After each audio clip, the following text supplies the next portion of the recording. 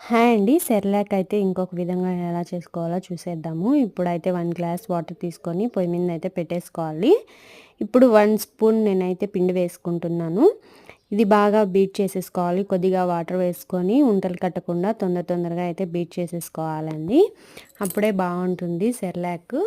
Cerelac powder ఎలా తయారు చేసుకోవాలనేసి మన ఛానల్లో అయితే పెట్టాను ఫుల్ వీడియో. ఎవరైనా చూడకుంటే అక్కడికి వెళ్ళి వాచ్ చేయండి. ఈ విధంగా అయితే బాగా ఉంటలు కట్టకుండా బీట్ చేసేసుకోవాలండి. బీట్ చేసుకున్న దాన్ని ఇప్పుడు బాగా నీళ్ళు అయితే మరుగుతున్నాయి కదా, ఈ నీళ్ళల్లో అయితే వేసేసుకొని బాగా కలుపుకోవాలి. కొద్దిగా ఉడకనివ్వాలండి. అప్పుడే సెర్లాక్ టేస్ట్ అయితే చాలా బాగుంటుంది. ఇంకా మా పాప అయితే 7th మంత్లోకి ఎంటర్ అవుతుంది. ఇంకా నేనైతే ఇది 6th మంత్ హాఫ్ నుంచి అయితే స్టార్ట్ చేశానండి ఇలా సెర్లాక్ పెట్టడము. చూస్తున్నారు కదా, ఈ కన్సిస్టెన్సీలో వస్తే సరిపోతుందండి. సిమ్లో పెట్టుకొని ఉడికించుకుంటే చాలా బాగుంటుంది. ఇంకా దీంట్లో అయితే కొద్దిగా నెయ్యి యాడ్ చేస్తున్నాను. నెయ్యి తినడం వల్ల పిల్లలైతే బాగా బొద్దుగా తయారవుతారండి. బాగా హెల్త్కి కూడా చాలా మంచిది. ఇంకా కొద్దిగా అంటే కొద్దిగా సాల్ట్ అయితే వేస్తున్నాను. అంటే మరీ చప్పగా ఉంటే తినలేరు కాబట్టి. ఇంకా సాల్ట్ కూడా వేసుకున్న తర్వాత ఈ విధంగా అయితే ఒకసారి మిక్స్ చేసుకోవాలండి.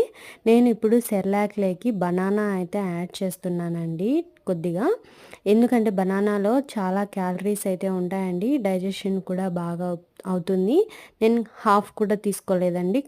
ఈ విధంగా కొద్దిగా బనానా అయితే తీసుకొని దాని తొక్క అయితే తీసేసానండి. ఇంకా కొద్దిగా పండిన బనానా అయితే చాలా బాగుంటుంది. నేనైతే ఈ విధంగా ఉండేదైతే తీసుకున్నాను. ఇప్పుడు ఫోక్ తీసేసుకొని దీన్ని బాగా స్మాష్ చేసేసుకోవాలండి. బాగా ప్యూరీ లాగా అయితే వస్తుంది.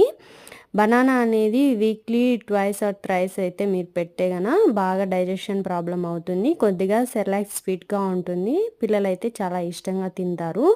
ఈ విధంగా ఒక్కొక్క స్వీట్ కానీ ఏదైనా యాడ్ చేస్తే పిల్లలు తినడానికి బాగుంటుంది.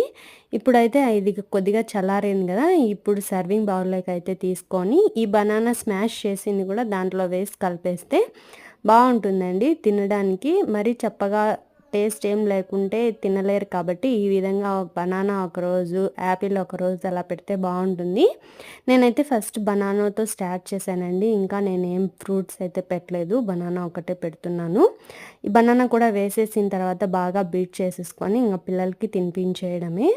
4కి అలా 3:30 అలా ఈవినింగ్ టైంలో తినిపించామంటే పిల్లలకి ఆకలి చల్లారుతుంది. బాగా వెయిట్ గెయిన్ అయితే అవుతారండి. ఇంతే అండి వీడియో. నచ్చినట్లయితే లైక్ చేసి షేర్ చేసి కామెంట్ చేయండి. తప్పకుండా మన ఛానల్ని సబ్స్క్రైబ్ చేసుకోండి.